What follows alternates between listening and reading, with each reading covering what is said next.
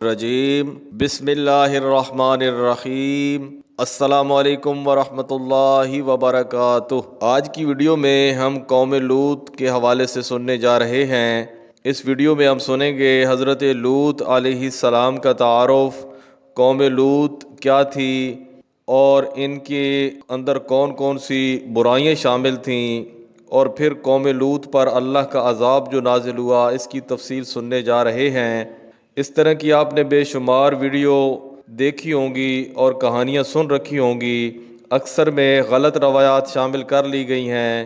انشاءاللہ اس ویڈیو کے اندر آپ کو انتہائی مستند اور اتھینٹک معلومات ملنے جا رہی ہیں۔ آپ ویڈیو کو آخر تک دیکھیے گا۔ اگر ابھی تک آپ نے ہمارے یوٹیوب چینل ہاشمی وائس کو سبسکرائب نہیں کیا تو اسے سبسکرائب بھی کر لیں اور بیل آئیکن کے بٹن کو بھی دبا لیں تاکہ ہر آنے والی مفید ویڈیو آپ تک بر وقت پہنچ سکے۔ حضرت لوط علیہ السلام حضرت ابراہیم علیہ السلام کے بھتیجے تھے۔ یہ حضرت ابراہیم علیہ السلام کے بھائی ہاران بن تارخ کے بیٹے تھے۔ آپ علیہ السلام کا نام مبارک لوط ہے، جس کا ایک معنی قلبی محبت بنتا ہے۔ اس کی وجہ تسمیہ سے متعلق منقول ہے کہ حضرت ابراہیم علیہ السلام کے ہاں چونکہ اس وقت تک اولاد نہیں تھی تو آپ اپنے بھتیجے سے بڑی ہی محبت فرماتے اور قلبی شفقت کا اظہار فرماتے، اس لیے آپ علیہ السلام کا نام لوط رکھا گیا۔ جب حضرت ابراہیم علیہ السلام نمرود اور اس کی قوم کی طرف سے جلائی گئی آگ سے صحیح سلامت باہر تشریف لے آئے تو یہ عظیم الشان معجزہ دیکھ کر حضرت لوط علیہ السلام نے حضرت ابراہیم علیہ السلام کی رسالت کی تصدیق کی۔ جب حضرت ابراہیم علیہ السلام نے شہر بابل سے ہجرت فرمائی تو ان کے ہمراہ آپ علیہ السلام نے بھی ہجرت کی۔ حضرت ابراہیم علیہ السلام نے سرزمین فلسطین میں قیام فرمایا اور حضرت لوط علیہ السلام نے اردن میں رہائش اختیار کی۔ مروی ہے کہ یہاں کچھ لوگوں نے حضرت لوط علیہ السلام پر قابو پا کر انہیں قید کر لیا، ان کا مال چھینا اور مویشیوں کو بھی ہانک کر لے گئے۔ جب حضرت ابراہیم علیہ السلام کو خبر ملی تو آپ سینکڑوں افراد کو ساتھ لے کر ان کے تعاقب میں روانہ ہوئے۔ آپ علیہ السلام نے حضرت لوط علیہ السلام کو چھڑا لیا، ان کا مال و متاع بھی واپس لیا اور ان دشمنان خدا کی بہت سی تعداد کو تہ تیغ کر دیا اور انہیں شکست فاش دے کر دمشق کے شمال تک ان کا تعاقب کیا۔ یہاں برزہ کے مقام پر پڑاؤ ڈالا اور کچھ عرصہ یہاں رہنے کے بعد فاتحانہ شان سے اپنے علاقے میں واپس تشریف لے آئے۔ کچھ عرصے کے بعد اللہ تعالیٰ نے حضرت لوط علیہ السلام کو نبوت و رسالت کا منصب عطا فرما کر اہل سدوم جو کہ اردن کا شہر ہے کی طرف بھیج کر انہیں دین و حق کی دعوت دینے کے لیے حکم فرمایا، اور اللہ پاک نے حضرت لوط علیہ السلام سے فرمایا کہ اپنی قوم کو دین حق کی دعوت دیں اور برے کاموں سے منع کریں۔ اللہ پاک نے حضرت لوط علیہ السلام پر بہت سے انعامات فرمائے، جن میں سے 8 انعامات کی تفصیل یہ ہے۔ نمبر 1، حضرت ابراہیم علیہ السلام کے ساتھ آپ علیہ السلام کو بھی نمرود اور اس کی قوم سے نجات عطا فرمائی اور انہیں برکت والی سرزمین شام کی طرف روانہ کیا۔ نمبر 2، اللہ تعالیٰ نے آپ علیہ السلام کو حکمت و نبوت عطا فرمائی۔ نمبر 3، بہترین قوت فیصلہ سے نوازا اور شایان شان علم عطا فرمایا۔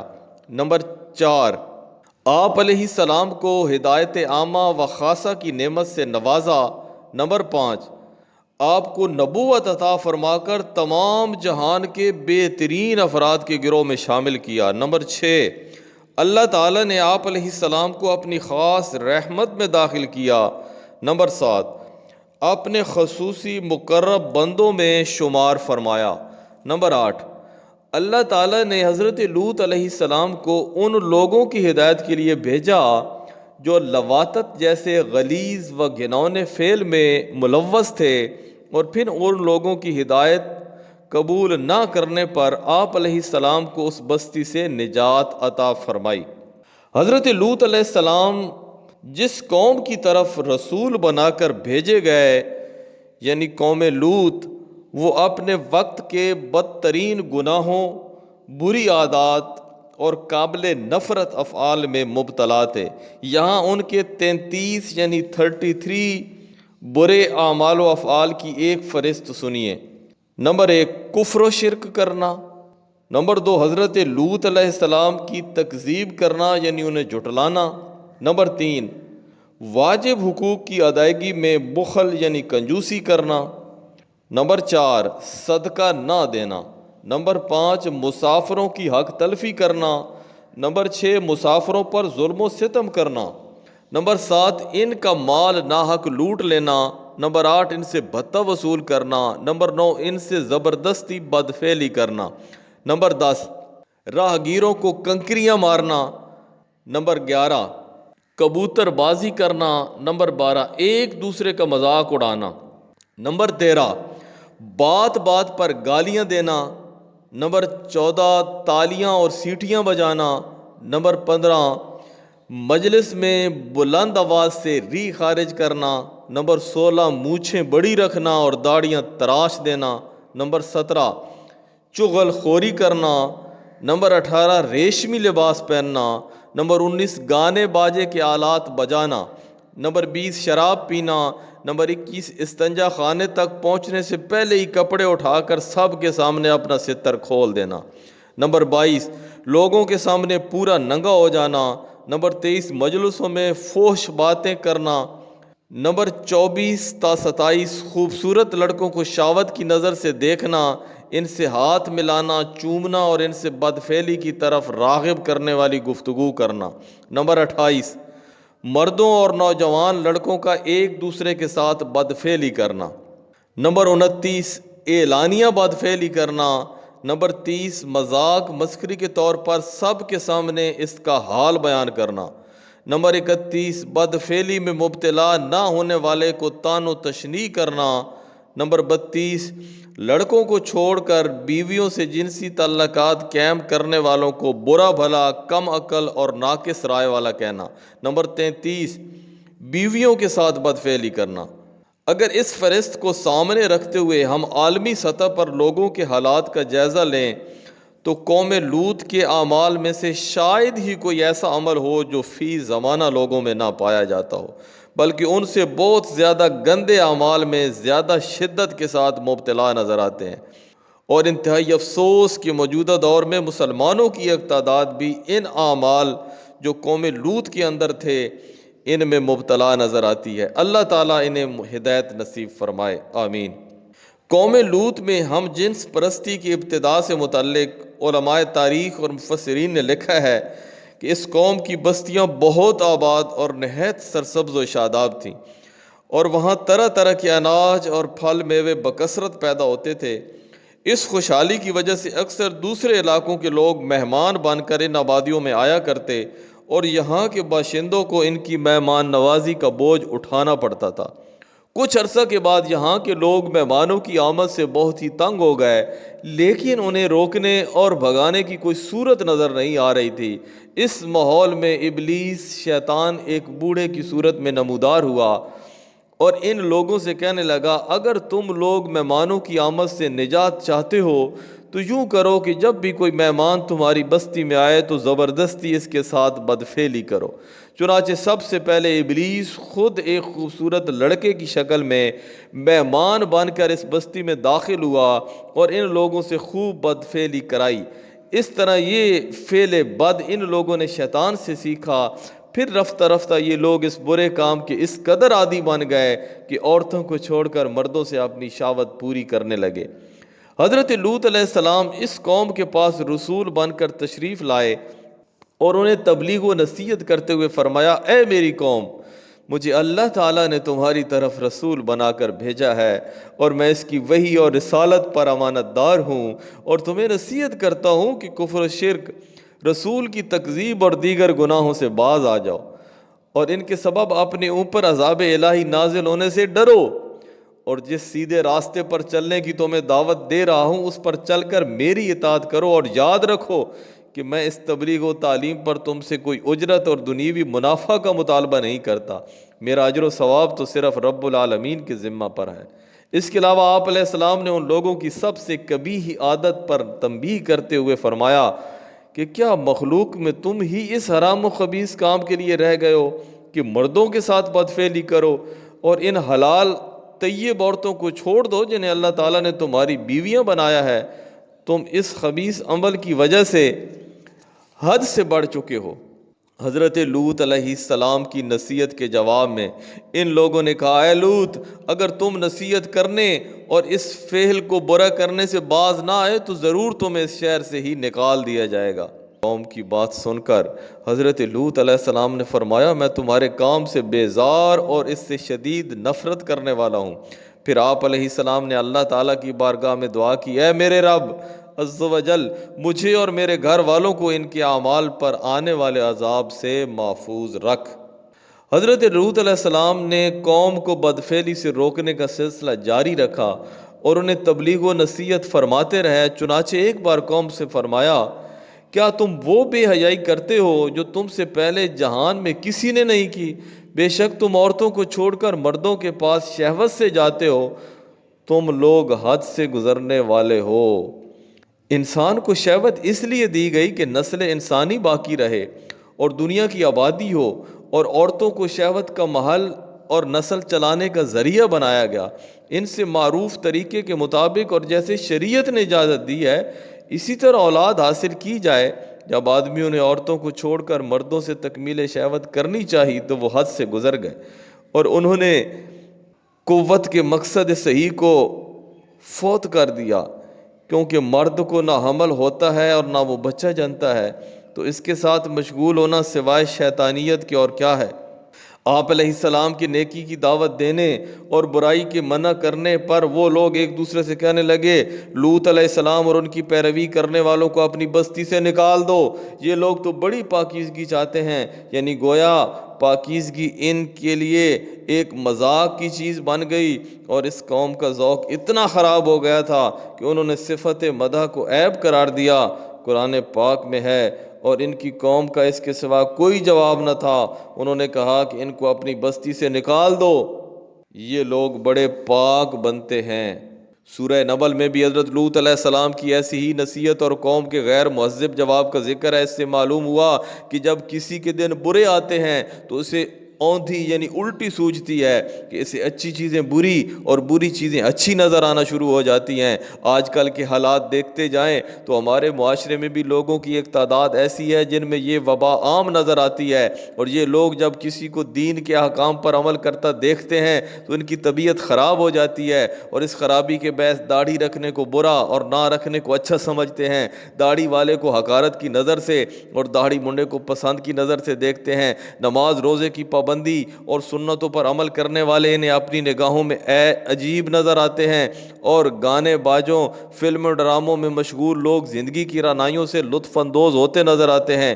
عورتوں کا پردہ کرنا فرسودہ عمل اور بے پردہ ہونا جدید دور کا تقاضا سمجھتے ہیں۔ بیوی کا گھر میں محدود رہنا تنگ ذہنی، جبکہ غیر مردوں کی محفلوں میں بیٹھنا اور ہنس ہنس کر باتیں کرنا روشن خیالی سمجھا جاتا ہے۔ امانت، دیانت اور سچائی کو بھولا پن، جبکہ خیانت، جھوٹ، دھوکہ اور فریب کاری کو چلاکی اور مہارت سمجھتے ہیں۔ سر دست یہ چند مثالیں پیش کی ہیں، ورنہ تھوڑا سا غور کریں تو اچھے کام کو برا اور برے کام کو اچھا سمجھنے کی ہزاروں مثالیں سامنے آ جائیں گی۔ اے کاش مسلمان اپنے رب تعالیٰ کے اس فرمان پر غور کریں اور اپنی روش سے باز آ جائیں۔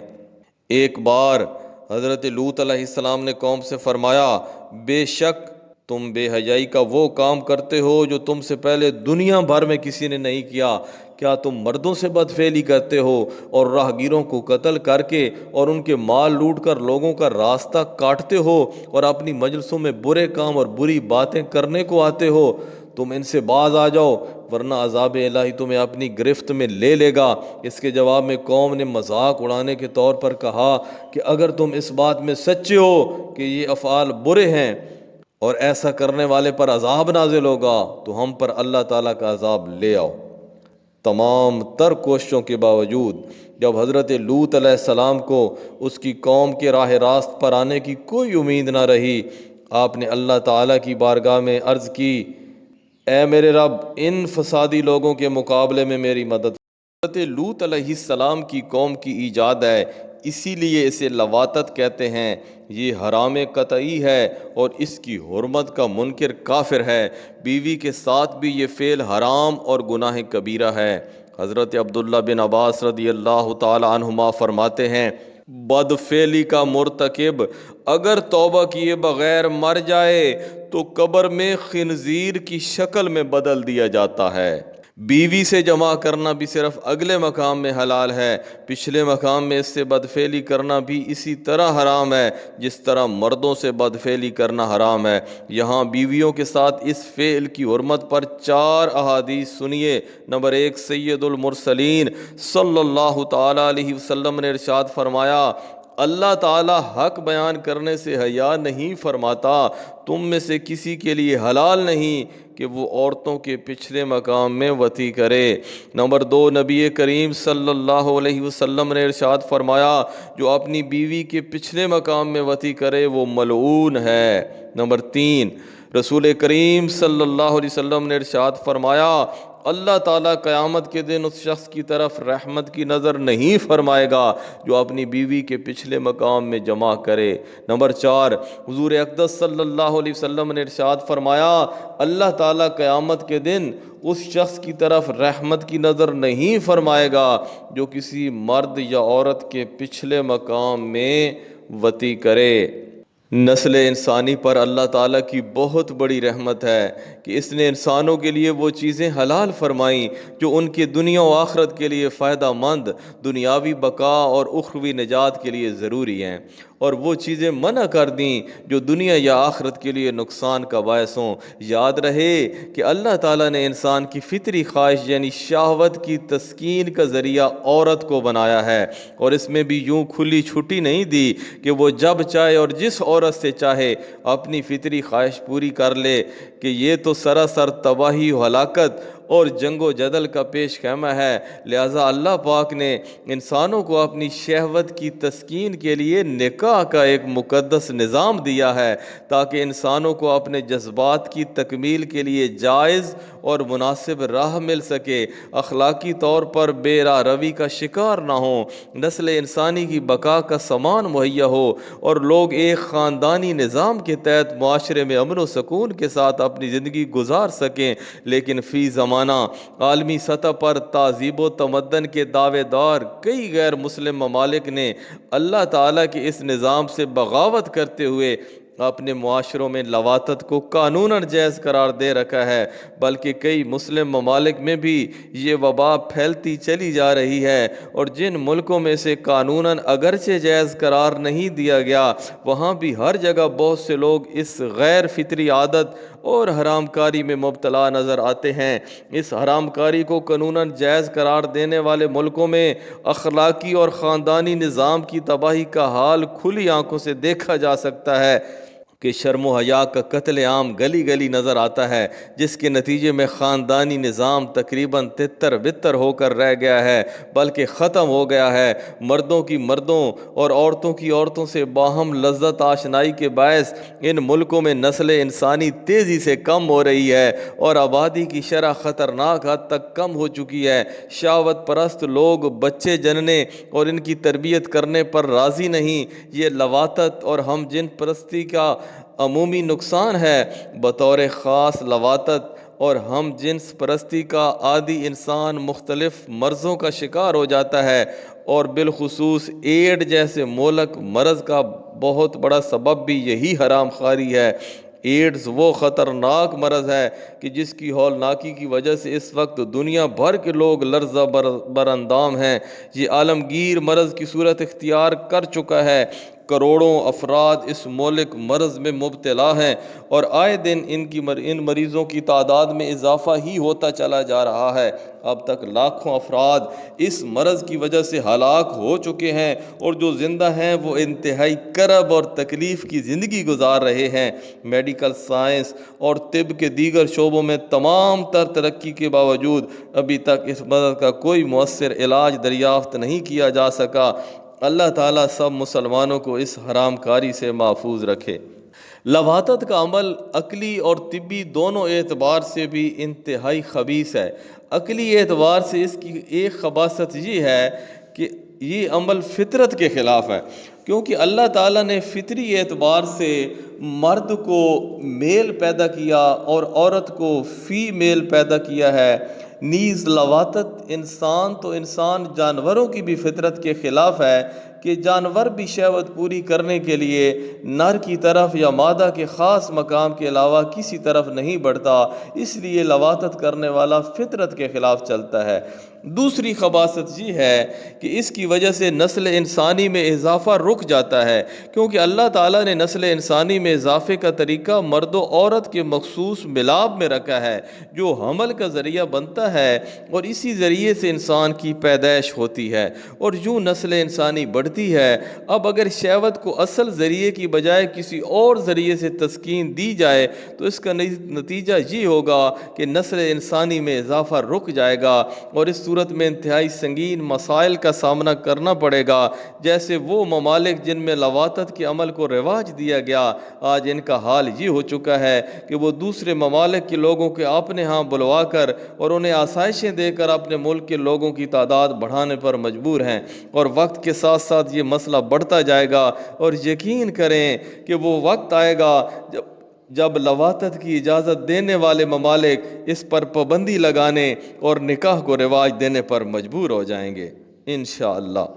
تیسری خباثت یہ ہے کہ لواطت کا عمل ذلت اور رسوائی اور فاعل و مفعول میں عداوت اور نفرت پیدا کرنے کا ایک سبب ہے، جبکہ شوہر کا اپنی بیوی کے ساتھ جمع کرنا عزت کا ذریعہ اور ان میں الفت و محبت بڑھنے کا سبب ہے، جیسے کہ اللہ تعالیٰ ارشاد فرماتا ہے، اور اس کی نشانیوں سے ہے کہ اس نے تمہارے لیے تمہاری ہی جن سے جوڑے بنائے تاکہ تم ان کی طرف آرام پاؤ اور تمہارے درمیان محبت اور رحمت رکھی۔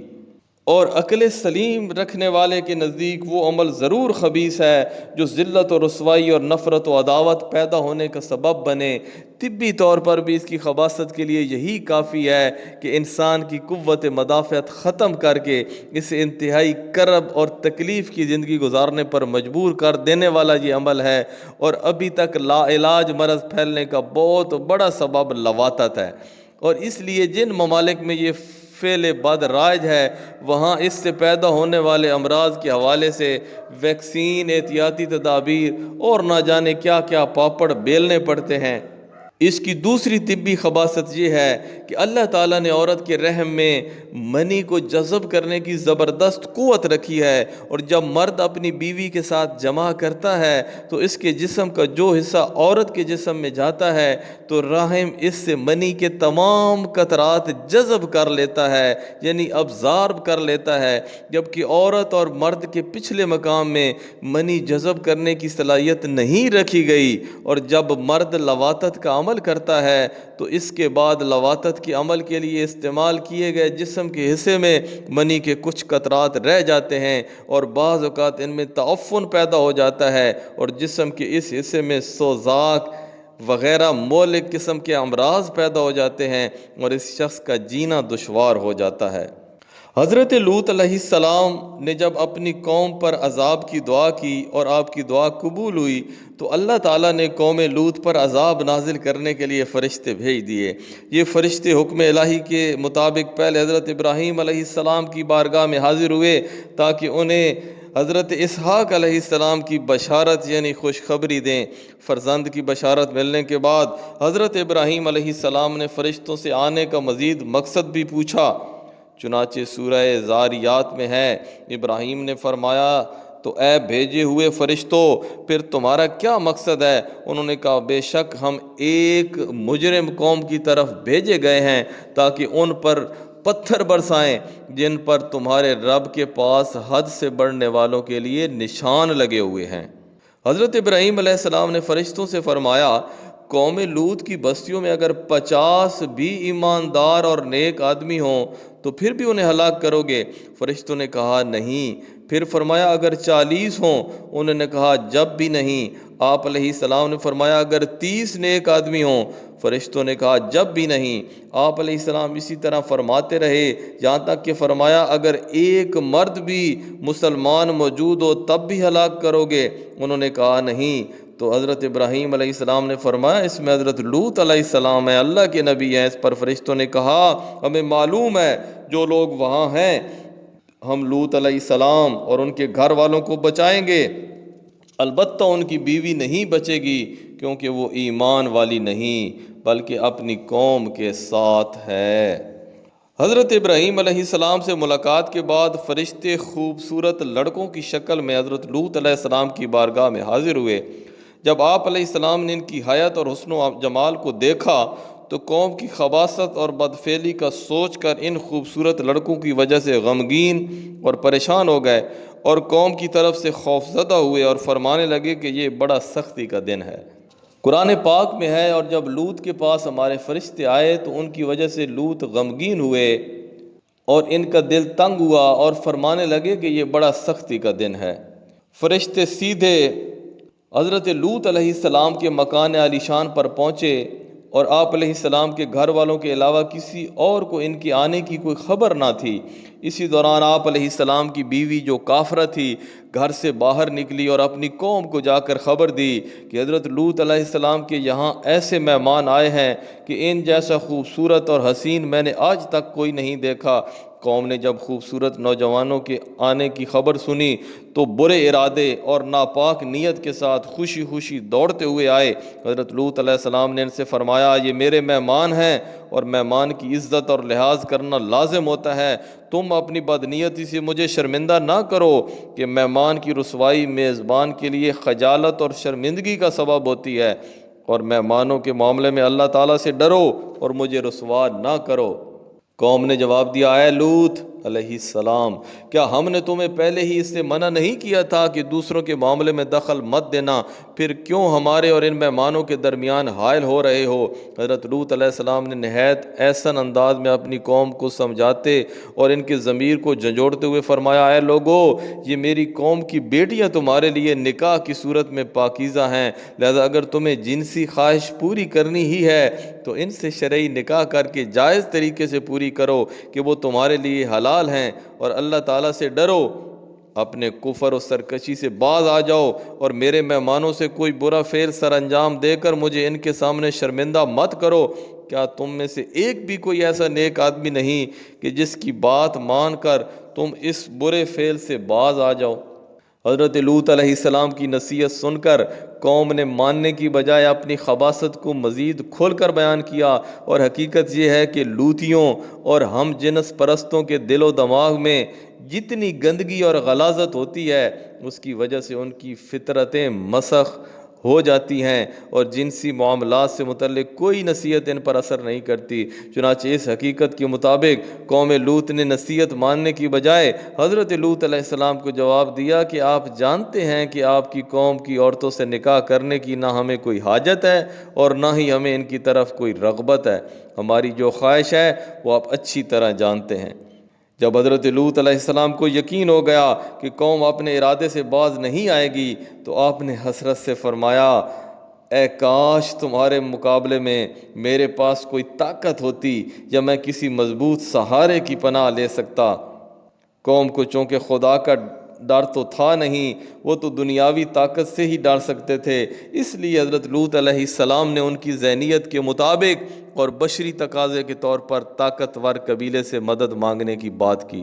حضرت لوط علیہ السلام اپنے مکان کا دروازہ بند کر کے اندر سے یہ گفتگو فرما رہے تھے اور قوم نے یہ ارادہ کر لیا کہ دیوار توڑ کر اندر داخل ہو جائیں اور اپنی خباثت کو عملی جامہ پہنا لیں۔ فرشتوں نے جب آپ علیہ السلام کا رنج اور بے چینی دیکھی تو عرض کی اے لوط علیہ السلام، آپ کا پایا بہت مضبوط ہے، آپ کی کمر بہت مضبوط ہے، ہم آپ کے رب کے بھیجے ہوئے فرشتے ہیں اور وہ عذاب لے کر آئے ہیں جس میں یہ لوگ شک کرتے ہیں۔ آپ اپنے گھر والوں کو راتوں رات یہاں سے لے جائیں اور ان میں سے کوئی پیٹھ پھیر کر نہ دیکھے، کوئی پیچھے مڑ کر نہ دیکھے، لیکن آپ کی بیوی پیٹھ پھیر کر دیکھ لے گی، کیونکہ اس سے بھی وہی عذاب پہنچنا ہے جو ان کافروں کو پہنچے گا۔ حضرت لوط علیہ السلام نے فرمایا یہ عذاب کب ہوگا؟ فرشتوں نے کہا بے شک ان پر نزول عذاب کا وعدہ صبح کے وقت کا ہے۔ ارشاد فرمایا میں تو اس سے جلدی چاہتا ہوں، عرض کی صبح قریب ہی ہے، آپ اسے دور نہ سمجھیں۔ اب آپ دروازہ کھول کر ہمیں اور انہیں چھوڑ دیں، یہ لوگ آپ تک ہرگز نہ پہنچ سکیں گے اور نہ ہی کوئی نقصان پہنچا سکیں گے۔ حضرت لوط علیہ السلام نے دروازہ کھول دیا تو لوگ مکان میں گھس آئے۔ حضرت جبرائیل علیہ السلام نے اللہ تعالیٰ کے حکم سے اپنا بازو ان کے چہروں پر مارا تو وہ سب کے سب اندھے ہو گئے اور مکان سے نکل کر بھاگے، لیکن انہیں راستہ نظر نہیں آ رہا تھا اور یہ کہتے ہوئے بھاگ رہے تھے کہ ہائے ہائے، لوط کے گھر میں بڑے جادوگر ہیں، انہوں نے ہم پر جادو کر دیا ہے، اب ہم اسے چھوڑیں گے نہیں۔ رات کا کچھ حصہ گزرنے کے بعد حضرت لوط علیہ السلام اپنی دوست صاحبزادیوں اور دیگر اہل ایمان کو لے کر بستی سے نکل گئے۔ اس کے بعد قوم پر عذاب اس طرح آیا کہ حضرت جبرائیل علیہ السلام نے قوم لوط کے شہروں جس طبقہ زمین میں تھے اس کے نیچے اپنا بازو ڈالا اور ان 5 شہروں کو، جن میں سب سے بڑا شہر سدوم تھا، ان میں 4 لاکھ آدمی بستے تھے، اس ساری بستی کو نہایت اونچا اٹھا دیا، بلندی تک لے کر گئے اور پھر اوپر جا کر جب بلندی پر پہنچیں تو لوگوں کو چیخنے چلانے کی آوازیں آ رہی تھیں، ہر کوئی جو تڑپ رہا تھا، رو رہا تھا، چیخ رہا تھا۔ حضرت جبرائیل علیہ السلام اس زمین کے ٹکڑے کو اوپر بلندی تک اٹھا کر لے کر گئے۔ اسی دوران حضرت جبرائیل علیہ السلام نے بھی ایک زوردار چیخ ماری اور جو لوگ اس وقت بستی میں موجود نہ تھے وہ جہاں کہیں سفر میں تھے وہیں انہیں لگاتار پتھر برسا کر ہلاک کر دیا گیا۔ اور پھر اس زمین کے ٹکڑے کو حضرت جبرائیل علیہ السلام نے اوندھا کر کے یعنی الٹا کر کے نیچے پلٹ دیا اور وہ سارے کے سارے لوگ زمین کے نیچے دب کر ہلاک ہو گئے۔ حضرت لوط علیہ السلام کی بیوی جس کا نام واحلہ تھا وہ آپ پر ایمان نہ لائی بلکہ کافرہ ہی رہی، اپنی قوم سے محبت رکھتی اور ان کے لیے جاسوسی کرتی تھی۔ یہ عذاب میں مبتلا ہوئی اور جب قوم پر عذاب نازل ہوا تو یہ بھی ان کے ساتھ ہی مبتلا عذاب ہوئی۔ چلتے وقت حضرت لوط علیہ السلام اسے بھی اپنے ساتھ لے کر نکلے تھے، پھر جب قوم پر عذاب نازل ہوا تو اس نے مڑ کر پیچھے دیکھ لیا اور کہنے لگی ہائے میری قوم، تو اسے بھی ایک پتھر آ کر لگا جس سے یہ ہلاک ہو گئی۔ الامان والحفظ۔